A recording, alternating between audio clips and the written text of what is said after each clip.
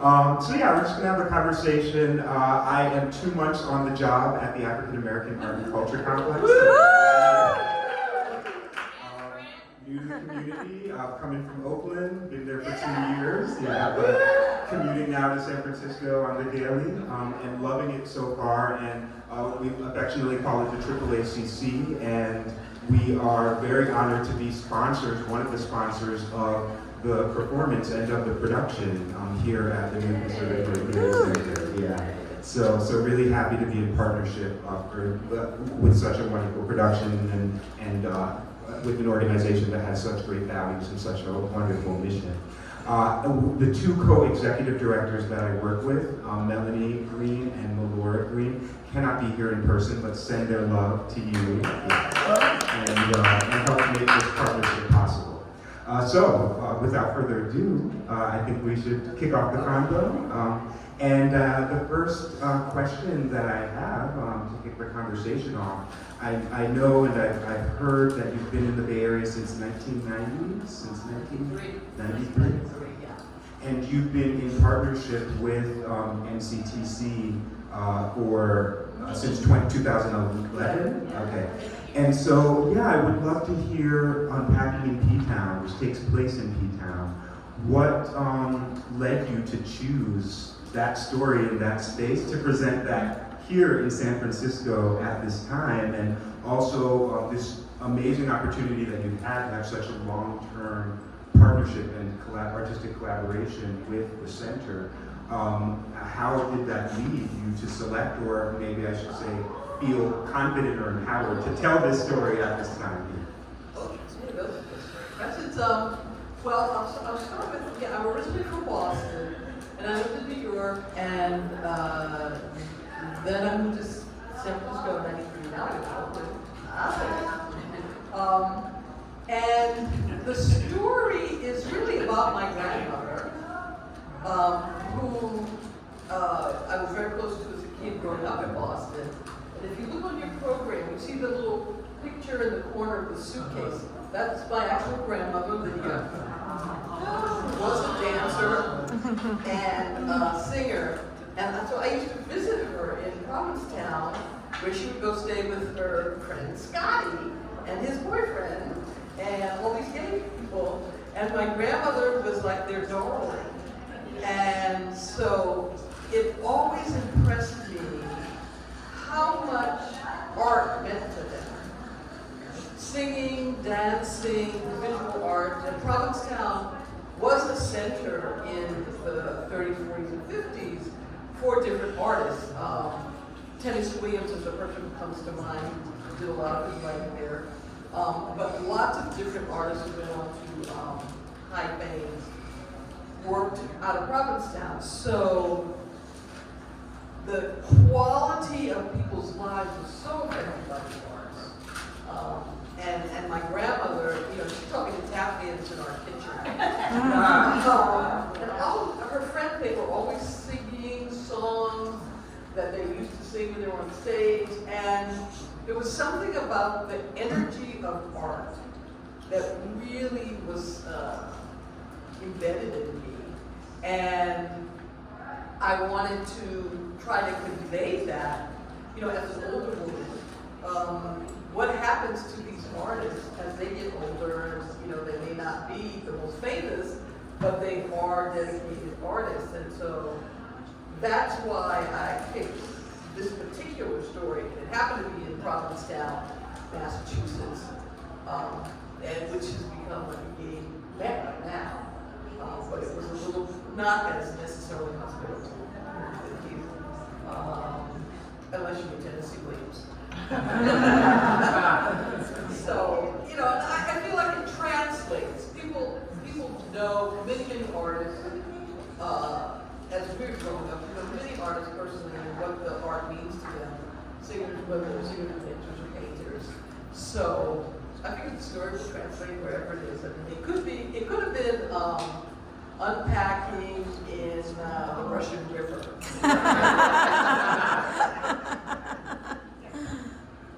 That could be maybe a sequel. When you watch it, you can just let us know what you think of it. There should be more. Wonderful. Well, and you grew up in that area as well. Right? I grew up in Boston, yeah, which is a very strange thing for a person of color. At the time I was born in 48, so I was in school in the 50s, and teachers were not particularly friendly to students of color. And I went to a Catholic church, and I was one of two people in my catechism, one of two colored people in my catechism class. And the nuns, it was like they told me to speak English. I said, oh, Bostonian, of course I speak English. It was a very strange experience. It was always, we're always being othered, you know, and the beginning of each year, the teachers would go around the class and the new homeroom would say, tell us your name, tell us where you're from. And I'd say, you know, two of them, I'm from Boston. And they'd say, no, I mean originally. And so that finally, after a couple of years, I figured out what they were trying to say. And I didn't figure it out, actually, my grandmother did. And so she told me what to say. So the next time a teacher said that to me, I said, well, I was born in Boston, my father was born in Boston, my mother was born in Boston, my grandmother was born in Boston, my grandfather was born in Boston, my great-grandmother, however, was born in Oskaloosa, Iowa. Is that what you mean?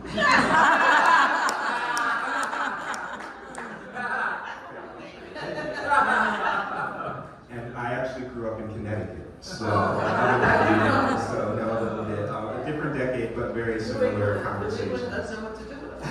Probably still today. Right? Yeah. Well, I would love to talk a little bit more about this just amazing span of collaboration, artistic collaboration that you've had here at the center. And this is the third, I believe, right? The third right. project. Yeah. And so this is, to me, this is pretty unique. I don't see a lot of playwrights that have the opportunity to have this length of time and create this many works in partnership with a center like this. So yeah, I would just love to hear a little bit about how it started and also, yeah, how it has driven your art making. Working with NCTC has been a really unique opportunity for me, certainly, and most playwrights don't get that opportunity. I used to work in an office across the street, across the hall from the theater at the time at Ed, and then I had started working on my play about James Baldwin, Waiting for Giovanni, and I was doing a reading of one of the monologues at a friend's house, and Ed was there, and he heard me read from it, and he said, well, can we talk about it? Is there any more of it? Or do you just have a monologue? I said, well, I got a little bit more, a couple more pages. And so we had a meeting, and we talked about what my concept was going to be for the James Baldwin play, and he was interested and said, well, let's do it.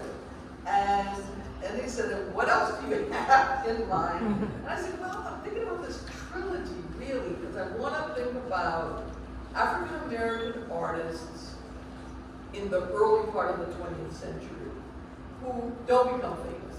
They're what they call yeoman artists. They work at theaters, clubs, and things like that, and they have their own following, but Hollywood is not calling them. Because I was very interested in them. And then so I said, well, let me start with James Baldwin because he had some issues around publishing Giovanni's Room that was difficult. You know, he was worried about that. So that's how I started on that play. Then the next play was Alberta Hunter, Leaving the Blues.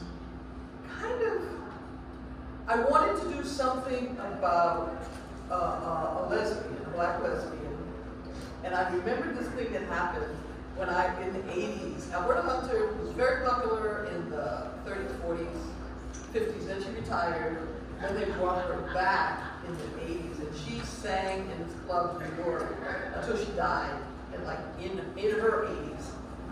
So I used to go to the club in New York and see her, and I took my grandmother, who she was visiting me in New York once because she had been a singer and a dancer. And I said, you know, I would love to write to all personally, but I said, well, let's go see her. And it was packed. Every time she sang, it was packed. And I mean, she was quite elderly, and she was hysterically funny and a great entertainer. And so the place was packed with all these young women. And I said, Nanny, you know, this is my Aunt Lydia. We're going to see a play about her. I said, Nanny, you know why all these young women are in here? And she said, no, why? I said, they heard a rumor that she was a lesbian. And my grandma said, oh shit, everybody knew that.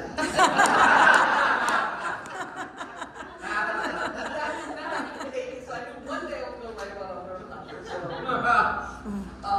And she was one of the few African American artists who kept the rights to all of her songs. And they used to complain about her that she was a bitch, mean, she was ugly. That's one of the things we still say about her. Of course. A little bit dark and brown skin. And she survived to laugh at them all. And so then I'm thinking, third play, why not Lydia? It's the person who kind of pointed me in the direction of the arts. So that's how I ended up doing this trilogy and being here, thank goodness, at NCTC since 2011, writing and getting productions. Do you feel like with each production, it's you felt more, I don't know how to say that, free or empowered to take more risks, or become more vulnerable, or did you kind of have a thought of where you wanted to go and like you just lasered through? No, I stumbled and fumbled so many years. But I would say, one of the things about the work program here is it really helped me with my writing in such amazing ways that I really couldn't anticipate. I had never worked with a dramaturg before. So the possibility of someone being invested in my writing enough to say, you should look at that part there, this is not working, and help me go through it. It's really great. It made a huge difference in my writing. And in fact, the dramaturg who worked on this play, Arturo Capricala, I just wrote him a card today to say, I can see there are lines in the script. When I hear them on stage, I have to think of Arturo, because he's the one who said, fix that. And so I feel like I've learned so much. And working with the directors here and the lighting designers who give you ideas of the set, you want to see the set. Let me just say, if I was a charlatan, I would rent one of these cottages. It looks exactly like the cottages from the province. So I had to learn how you create a set that supports the script. And then the designer really paid attention. So I feel like it was like having a postgraduate course in playwriting. So that for me, NCTC gave me a career in playwriting. I'd only written one other play before these three, and it was based on my vampire novel. And that toured, for about a year. And singing and dancing vampires, how can you go wrong? This was a really, really brilliant learning experience that NCTC gave me. That's beautiful. Thanks for sharing that. All right, so in our final 5 minutes, I want to talk about the state of the queer world.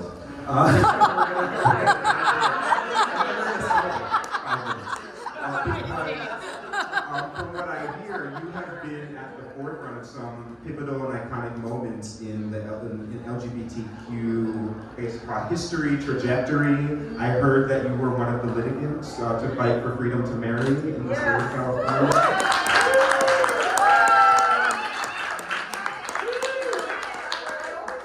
I always tell people, I have the good fortune of being born and raised during the movements. The civil rights movement, the women's liberation movement, the anti-war movement, the beginning of the ecology movement.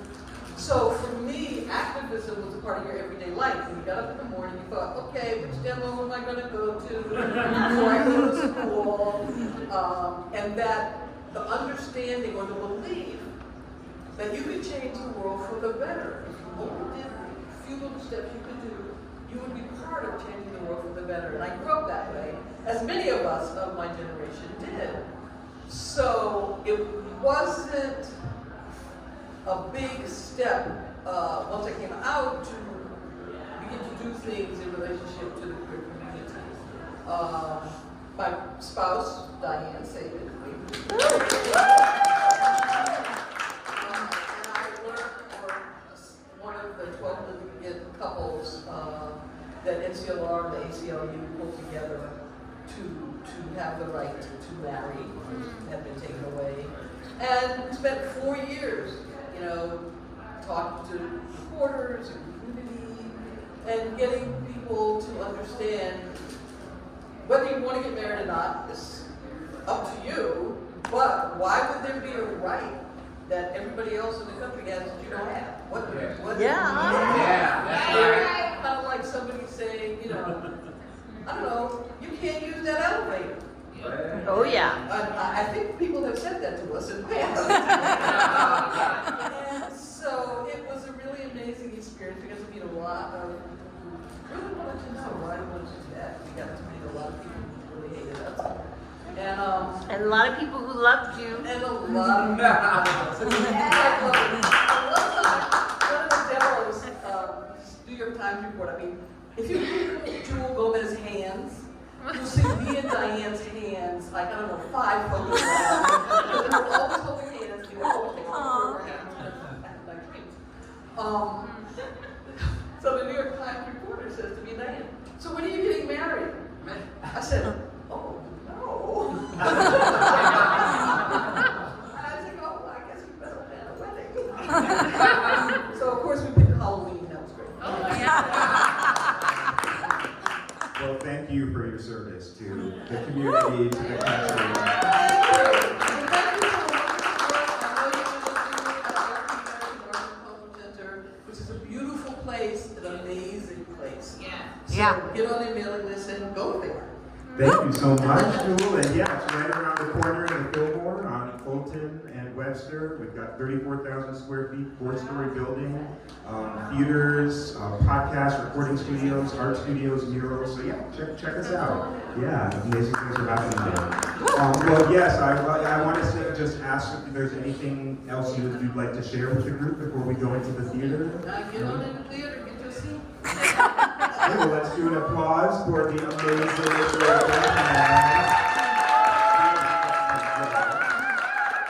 From those of us at the AAACC, we felt it was only appropriate to literally give her flowers.